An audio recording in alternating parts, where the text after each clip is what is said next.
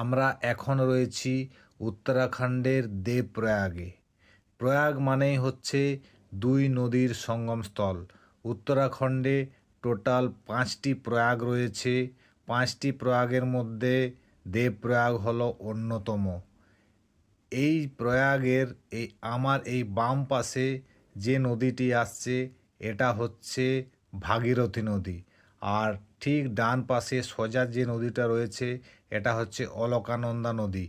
এই দুই নদী এখানে মিলিত হয়ে গঙ্গার নাম নিয়ে সোজা পাহাড়ের গা বেয়ে প্রবাহিত হয়ে হরিদ্বারে গিয়ে সমতল ভূমিতে মিশেছে। এখানে দেখুন দুই